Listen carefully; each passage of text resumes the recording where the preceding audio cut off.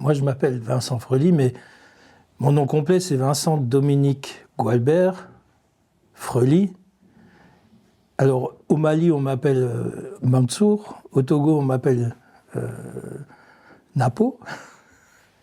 En Roumanie, on m'appelle Vassilé. Et en Grèce, maintenant, on m'appelle Basile. Un nom orthodoxe. Freuli, donc. Et mon métier, c'est... J'essaye de faire des films depuis 30 ans. J'essaye. Je ne crois pas encore être arrivé à faire un film correct.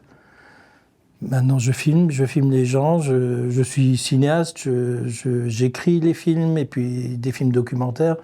Et souvent, je les filme moi-même, les gens, donc, ou les sujets. Et donc voilà, je suis un cinéaste, ce qu'on appelle un cinéaste. Voilà. Sinon, je viens du Sundgau, ça c'est tout au sud de l'Alsace, c'est là où il y a les sauvages. Les gens de Strasbourg nous traitaient souvent d'Indiens. Moi, ça me va bien, je suis content d'être un Indien. Et donc le Sundgau, dans la partie vraiment tout au fond du Sundgau, après Altkirch, Mulhouse est à 1 heure de route de chez nous encore quasiment, et on est vraiment à côté de la Suisse, dans une partie du Sundgau qui est déjà le Jura alsacien et qui s'appelle la Joie, et qui était liée à la Suisse. Voilà, la Joie. Donc je m'appelle Freuli, je suis un Freuli, et puis en plus, je suis un joyeux, et en plus de la joie, donc. Voilà. Je pense qu'être alsacien, c'est très difficile d'être alsacien, dans le Sundgau comme ailleurs. Parce que, en fait, l'Alsace, c'est mon pays. C'est vraiment mon pays, l'Alsace. C'est vraiment... Je la porte en moi. Je pense qu'elle ne me porte pas, mais je la porte en moi. Et en même temps, je trouve que l'Alsace, elle ressemble vraiment à ce qu'elle est géographiquement, c'est-à-dire elle est extrêmement longue, 190-200 km de long, on dirait une bite en érection. C'est merveilleux, mais en même temps, il y a des œillères avec les Vosges d'un côté, la forêt noire un peu plus loin de l'autre côté. Et je crois que ça manque d'horizon, l'Alsace. S'il y a un horizon à trouver en Alsace, c'était autrefois par rapport à sa terre, à ses profondeurs, au ciel. Mais après, peut-être que être alsacien, c'est très dur parce que c'est un paradis. L'Alsace est un paradis, et dans ce paradis, je ne sais pas pourquoi, Dieu, ou celui qui a créé les choses, ou je ne sais pas qui, a mis des gens qui ne méritent pas peut-être le paradis, en tout cas qui ne se rendent pas compte qu'ils vivent au paradis. Je pense que... Donc c'est difficile, c'est rempli de paradoxes, c'est rempli de contradictions comme ça profondes. On a tout pour être heureux en Alsace, mais on ne se rend pas compte. Être alsacien, ça c'est une question vraiment difficile, parce que quand je dis je porte en moi l'Alsace, c'est-à-dire que là où je vais, je voyage beaucoup pour mon métier, j'ai eu cette chance-là.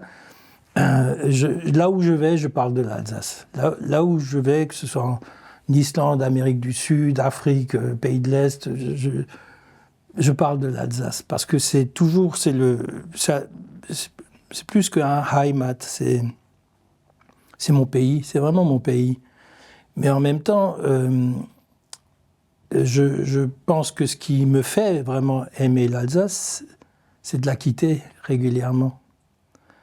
Et ça, pour moi, c'est important parce que d'aller au-delà, justement, de ces œillères qu'on peut avoir et d'aller voir ce qu'il y a au-delà, trouver des horizons. Et quand on arrive au bout d'un horizon, chercher un autre horizon encore. Et ça me permet d'être vraiment un vrai Alsacien, je veux dire, avec malheureusement un peu la langue qui est partie. Verstandskonstkuet, Elsassitisch, aber fürs Reden, es ist sehr schwer für mich. Richtig sehr schwer.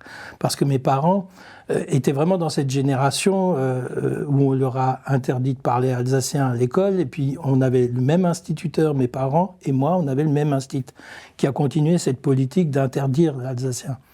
Et donc mes parents sont rentrés dans ce jeu, ne nous ont pas parlé alsacien, alors qu'ils parlaient un alsacien merveilleux, magnifique, et l'instituteur d'ailleurs qui prônait ça n'était pas un Français, c'était un Alsacien.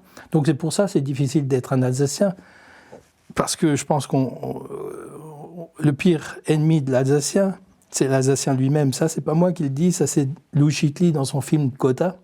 Il a cette réplique, et je trouve qu'elle est très juste, elle est très forte, elle est très dure. Donc être alsacien, pour moi, être alsacien, ce serait d'abord d'être le produit de toute cette histoire qui s'est passée en Alsace, d'être le fruit d'une ouverture sur le monde, de ne pas avoir de frontières, justement. Au Moyen-Âge, il n'y avait pas de frontières entre l'Alsace et l'Allemagne et tout ça, ça n'existait pas. Donc d'être sans frontières, d'être généreux, d'être accueillant, d'être un homme avec un grand H qui reconnaît les autres hommes et qui les accueille, alors qu'aujourd'hui, l'Alsace, avec le vote Front National, l'extrême droite, Naziard, ça m'est difficile de dire parfois que je suis alsacien, parce que c'est aussi ça l'Alsace. Et c'est de façon incompréhensible. Encore une fois, c'est un paradis, c'est un vrai paradis, mais un paradoxe paradisiaque rempli parfois de hornox. D'imbéciles, d'idiots qui ne comprennent pas qu'ils vivent au paradis, et puis ou alors qu'ils le comprennent peut-être trop, et puis qu'ils veulent se replier sur eux-mêmes, et puis rester juste entre eux. Dans ce cas-là, la consanguinité nous guette, et ça peut être terrifiant. L'Alsace, c'est ce que je disais un peu au début, hein, mais c'est vrai, pour moi, c'est une source d'inspiration énorme, gigantesque. Mais que je la vois s'imprimer un peu partout, justement dans les écrits de Henny, mais par exemple dans ce qu'écrivait Bashung, même en français, même s'il écrivait en français, mais les jeux de mots qu'il a dans ses chansons, il y a de l'Alsace partout dans ses chansons. Je ne parle même pas d'Alsace Blues, mais de tout le reste. Et en même temps, donc l'Alsace est une source d'inspiration extraordinaire. J'ai eu la chance de faire, par exemple, un film sur l'histoire des Juifs au Moyen-Âge pour Arte. Et dans ce film, je découvrais un peu plus que l'Alsace, c'était vraiment la Silicon Valley du Moyen-Âge. C'était vraiment la vallée où il fallait être, ce place to be, où les choses se passaient. Pour tout. L'invention de l'écriture est arrivée ici, de l'imprimerie est arrivée ici, c'est pas par hasard. Et puis tous les grands intellectuels de l'époque se retrouvaient ici, et puis l'histoire des humanistes, avec quelques salopards dans les humanistes aussi, mais il y avait tout ça, ça se passait en Alsace. Donc encore une fois, c'est un paradis, c'est une terre où tout est possible. Et en même temps, l'Alsace ressemble à l'albatros de Baudelaire. On a l'impression une fois qu'elle est posée, elle n'arrive plus à s'envoler parce qu'elle a les ailes trop grandes, ou le vent trop gros, je ne sais pas, mais enfin il y a quelque chose qui se passe qui l'empêche de s'envoler.